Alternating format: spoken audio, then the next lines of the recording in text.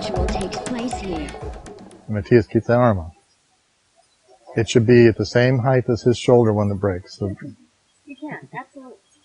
Yeah, that's exactly right. I mean, just continue. Your arm was about the right place. You stepped away. The other nice thing about there's usually only one teacher on the mat at any one time. Since I've kind of turned the mat over to Miss Wasserman to teach these particular techniques, I really shouldn't go correcting students like I just did. That's a no-no. So try as best you can to work with in the chain of command so that the students know who to look for. It's really bad when you have multiple teachers trying to teach multiple different things at multiple different times with multiple different viewpoints. It gets very confusing for the students, and they'll tend to leave your school. So this is a survival point. I'm just going to let her do her own thing. I'll make comments now, but I'll let her do her own thing. You also hear in her voice, too, she's having a good time. She, as a teacher, is having a good time. That's important. Legendary sensei. A Polish assassin doesn't forget much. Yes, sir. Are we ready to change? I think so. Okay, let's go control the inside. Okay. Oh, yes, we have a question over here. Yes? Mm-hmm. I wouldn't. We try to keep them parallel to the ground. Yeah, because that way if you just leave your hand limp, we'll start backing up, but leave your arm limp, keep your hand parallel to the ground. You see how it's naturally starting to come out? That's the natural break. Okay? And that's the important part. Miss Wasserman was absolutely correct in the state that she's starting to turn this way to make that escape. And that truly will work. No question about that. But in this technique, we're trying to emphasize being relaxed. And they don't have to worry about where their hand is if they're relaxed. Which is really the hardest thing about this whole thing is to get them to relax. But well, we were talking here about you know, it's a matter of sometimes overthinking. Yes. Especially with this first one, we want to think so much about the steps. The exact steps that we overthink what we're actually trying to accomplish. Right. And there's always a fine balance. Right. Yes. Very good. Okay. Control the inside. Okay, so let's shift now to go to the control to the inside. Remember, that's the one where we are looking at our own boy or girlfriend's phone number on our hand. Okay? Now, you won't be able to do that over here. Yeah, this one you can't do that, otherwise you guys will end up hitting each other in the middle. Well, yeah, but you're going to be in bad shape, especially when they go like that. Yeah. You know? And since it's the first time they're doing it, that's another thing we always talk about. White belts are the ones that will hurt you the worst because they have no idea where to stop, where the control points are. So when you're teaching, it's really important. Like in this case, these two are all seasoned, so there's no issue there. And to a large extent, Marty Bell is seasoned enough, and Simon seems enough, but Sam isn't necessarily seasoned enough to know when to stop. So that's an important thing to make sure that we keep those things going like that. Let's. Isn't this a step back? Don't we have to do a step back? You need to have your step. Don't worry about the step. Let's Okay. get the hand thing going here. You need this piece right there. From here. These you want to roll in so that you have almost finger to finger. So you get that going already. Okay. And then bring it to your stomach, please.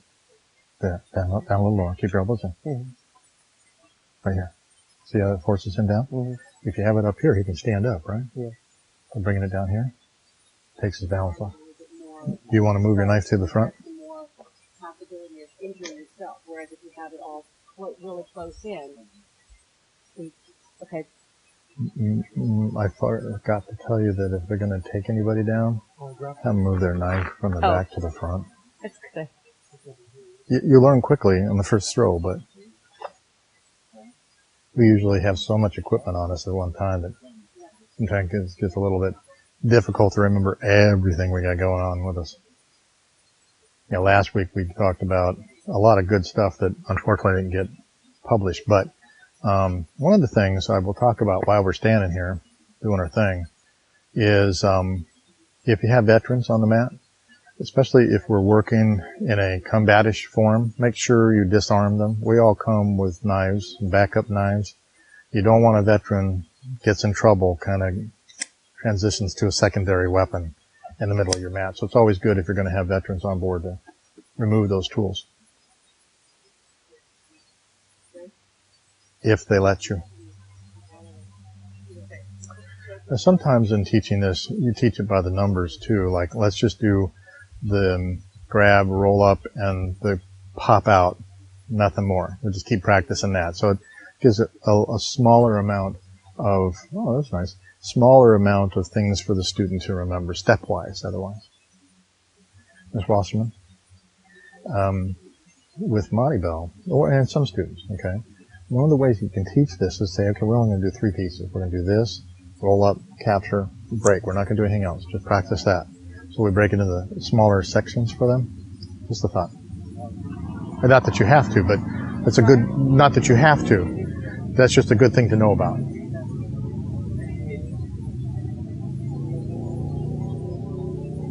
Okay, Matthias.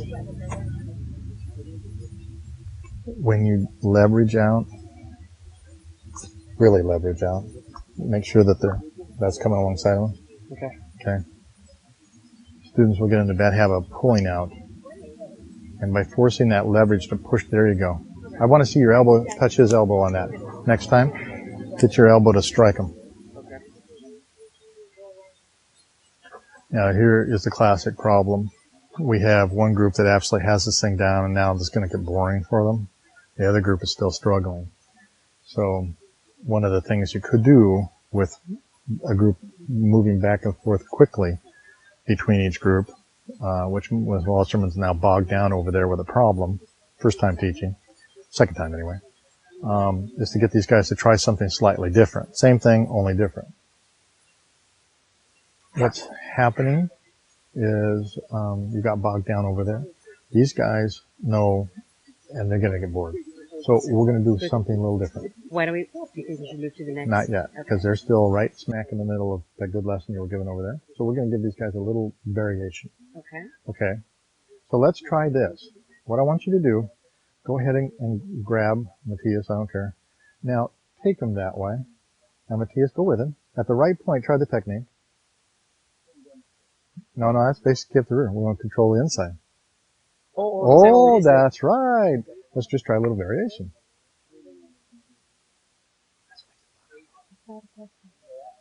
Oh. Yeah. There you go. Now, you tried to drag them back. You might just want to keep the flow with them. Okay. Try that. So we creatively set up something that's a little bit more streetwise for them to try if they're competent, which these guys are. Now, if you're a good legendary teacher, you're going to have your lessons that kind of blend into each other. Nice. How fun is that?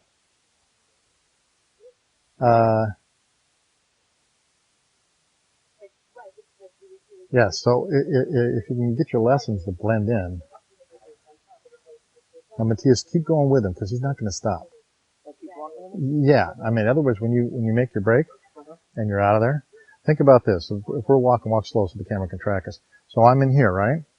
I'm going to keep walking with him as I start to turn him down. Okay? Keep the flow. If you want to get rude, you can yank him back. But let's just practice. Little people won't be able to do that. So we'll just keep the flow.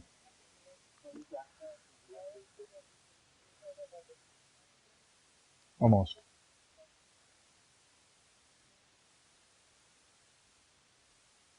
Keep the flow, keep the flow, keep the flow. Yeah, that's it. Now we're talking. All right. Now, get them to stop and watch what these guys are doing. So, even though we have an advanced group now, we're going to expose them to the same concept.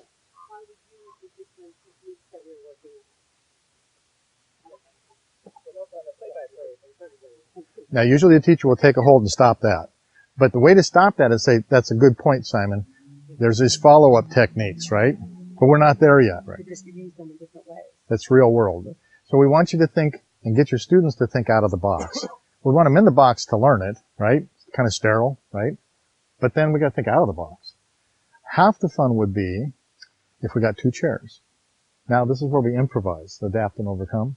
We get 2 chairs. The good guy's sitting in the chair. The bad guy comes and grabs you to get out of the chair. Starts to yank you out of the chair. Now use the technique.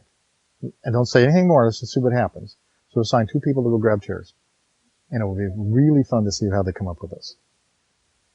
But now this is the difference between us and everybody else. Everybody else will teach a very sterile environment. We got to get our students to think about coming and bringing lessons The in. question I've got is, I don't know that a swivel is there. Oh yeah, that's where we have the fun. Okay. Oh, it's a new variant here. Let's Okay. see what happens. Is there online lessons and chairs I saw you? No, we use chairs quite often. Yeah, we use chairs quite often. So, good guy sits in the chair, whoever that is in your group. Decide who that's going to be. Okay. All right. Okay, the other group. Somebody else? Yeah. Sam? Well, no, you come with me, or you get up, or you're a bad person. Let's just see what he does.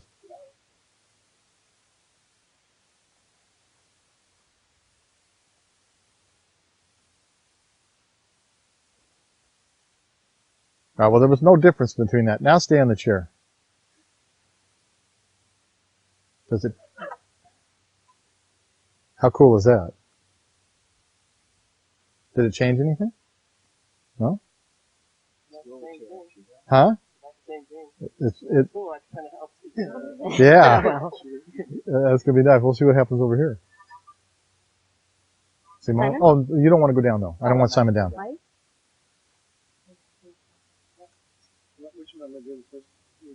Well, you can't do the first one because that has you going backwards, right? So you're doing control the inside.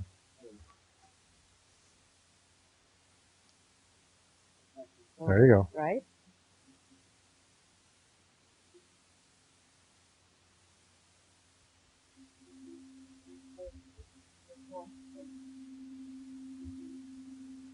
There you go. Let's Simon, you sit in the chair. Let me see that.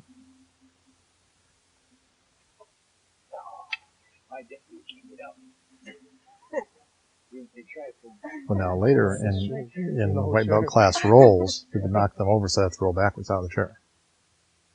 Whoa, there you go. And Marty Bell, how did that feel, Marty? I think there was a little bit of surprise on Marty Bell's face on how bad that really hurt. I think that one of the things that it does change is when you're here, remember you've got to push your elbow towards him. Everybody's pulling out again, but you really want to try to accentuate, get that shoulder girdle forward to make that escape. But everything, now everybody's taking them that way. I have a tendency to want to bring them to my feet. A little quicker, you know. But we don't know where on the other side, if this is like in the movie theater, we don't have that degree of freedom, right? So bring them down in front of you, see what you think about that. Okay, let's give that a try. Go straight to your ankle. There. Oh, yeah.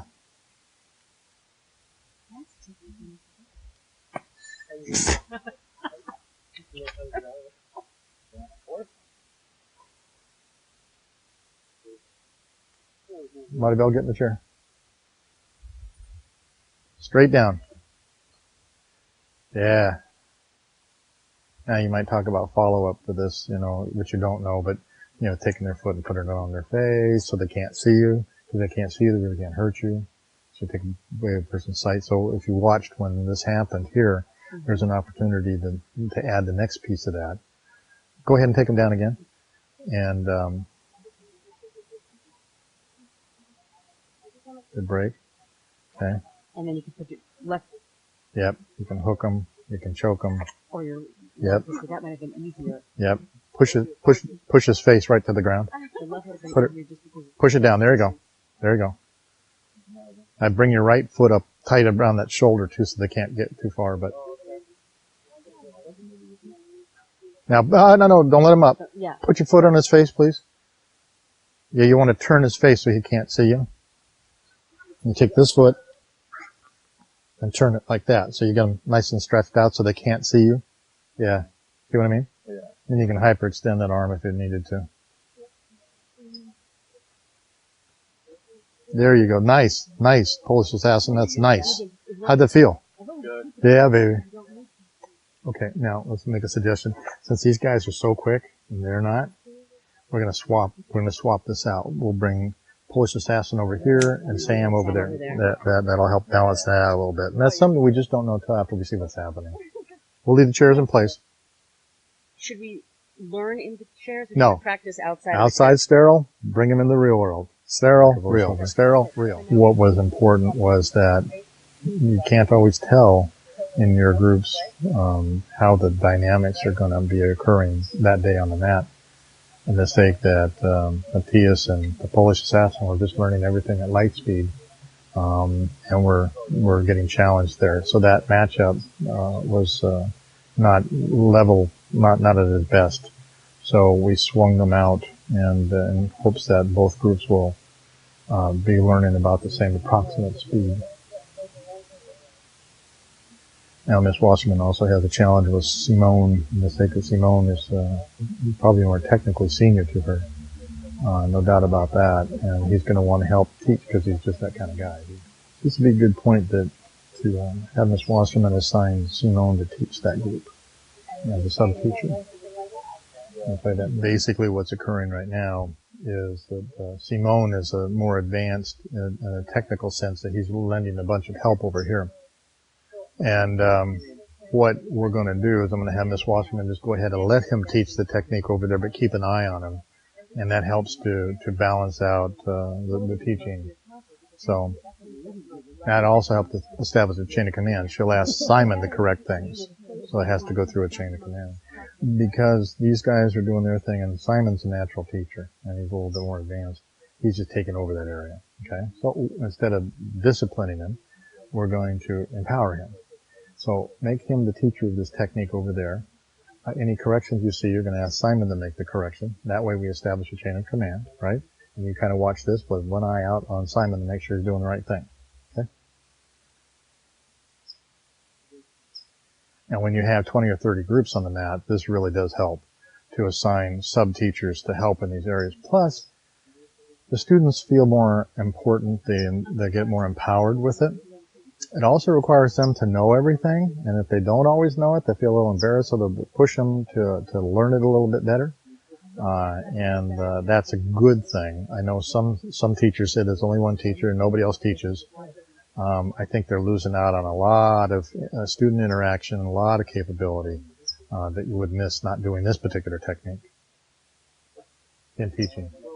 Because you took him down, when you took him down, let me show you how the right takedown is when you are here. I'm going to pivot this way and take him down like that. That's the 360-degree face plant we always talk about, but we never do. Huh. Okay. That's a 360 turn where you right across your hip and down they go.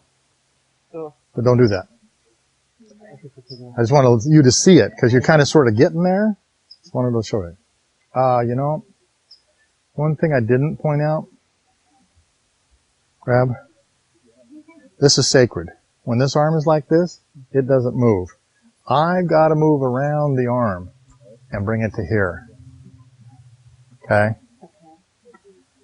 Always push your student to move around the arm. Okay? Sure. So I'm here. Nothing's changed.